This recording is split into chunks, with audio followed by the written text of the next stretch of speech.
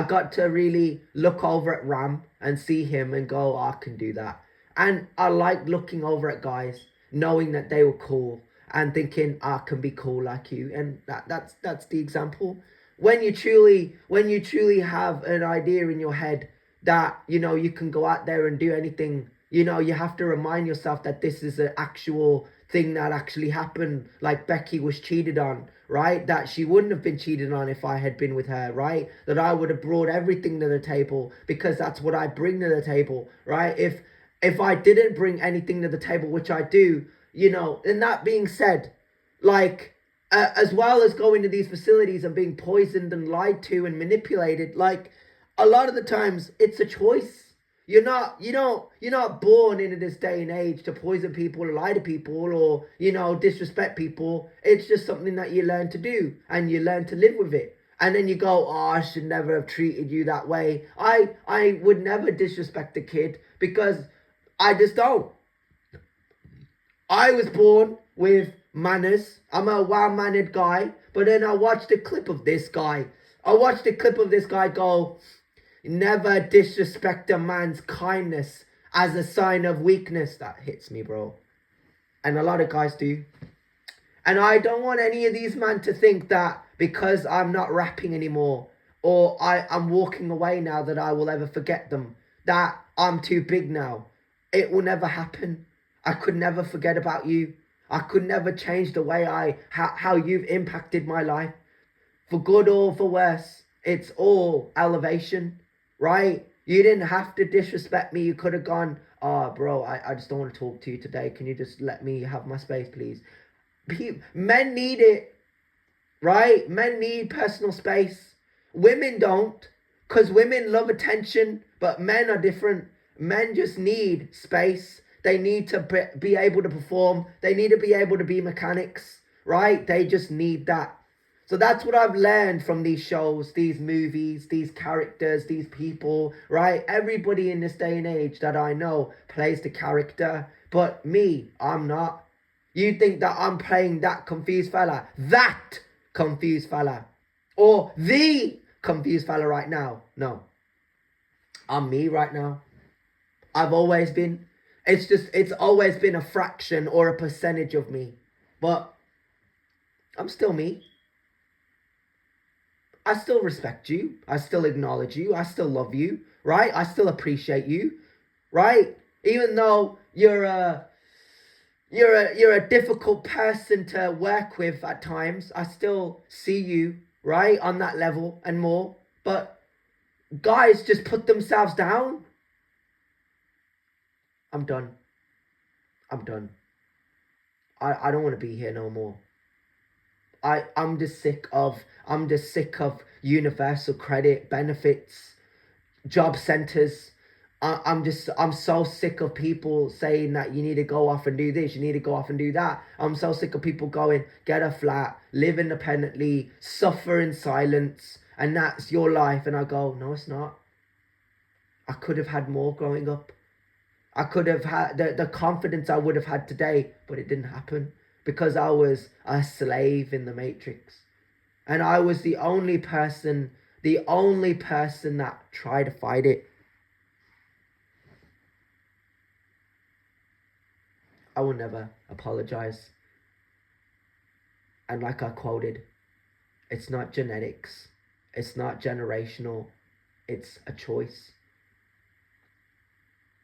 And nothing hits me more when Clark really cries over his human father, the guy that raised him, because he didn't know who Jor-El was. He didn't know that he was from another planet. He had from the first episode, but he didn't know who Jor-El was, the messages, the warnings, Zod, all these things that the show just forced down our throats. He didn't know. All Clark wanted to do was be himself, have friends, just do everything that guys take for granted in this day and age that I never did. And I will never experience it because of these bastard cunts. But I understand. I understand now. And maybe that makes me selfish. Maybe that makes me obsessed. Maybe that makes me attached. Maybe that makes me clingy, but never toxic. It just makes me honest. That all these years, I really was lied to by all these people. What if she hadn't rejected you? But she did. And that's just something I have to live with. I could never force a guy. No, better yet, I could never force a family member, a relative, a boy or a girl to respect me. I could never force them to like me. It just would never happen. I have to let them make that decision all on their own. It's like me. Like, I like Lucas. I like Trevor. And they never forced me to like them. Even Tyrese. Even... Yeah. But, like I said, like, I choose to like you. Watch your videos. I just do. Trevor Hannett. Lucas. The guy that goes get in the gym. I like them. Right? They're good people.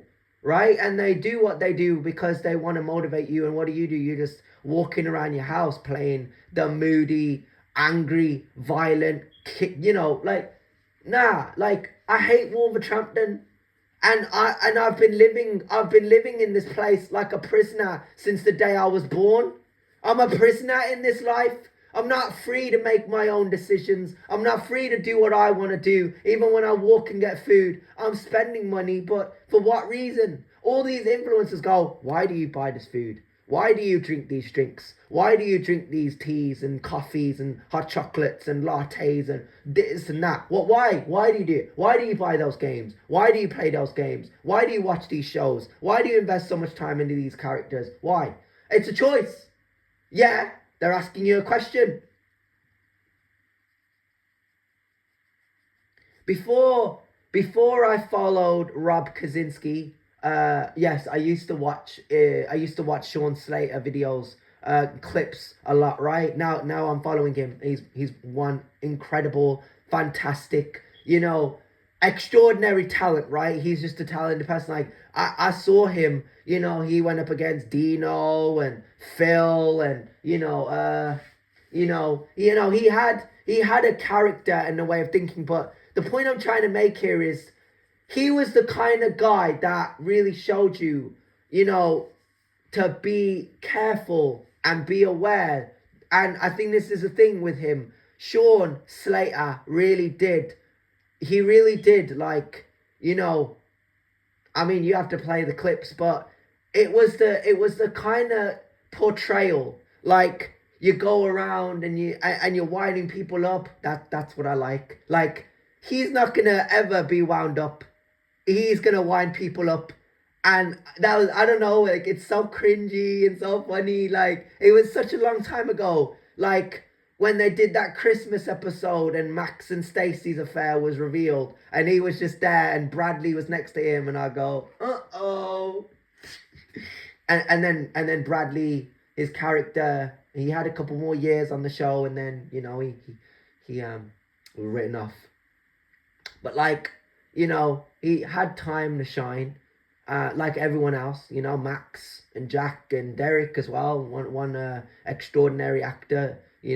But I think where Sean's concerned, he just did something for the character and the show that really put him up there, and he's a legend. And I don't know, and I don't care about all these other characters that have stepped in. I just say Sean was exceptional.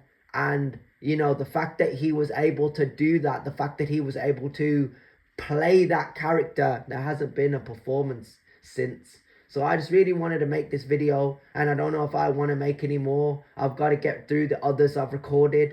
But don't forget, guys, to like and subscribe. And I'm not sure if I'm going to enable the comment, because I don't know if I can. I don't know. Like, I feel really raspy, and I feel really tired, and I feel really sick. I haven't felt myself in years. I'm going to be honest. Even when I was making these recordings, I forced myself to do it, and I never wanted to. I forced myself to go to places that I would never have gone to. My family don't care. So why do I? I'm just sick and tired of pretending to be somebody I'm not. And I'm done. Goodbye.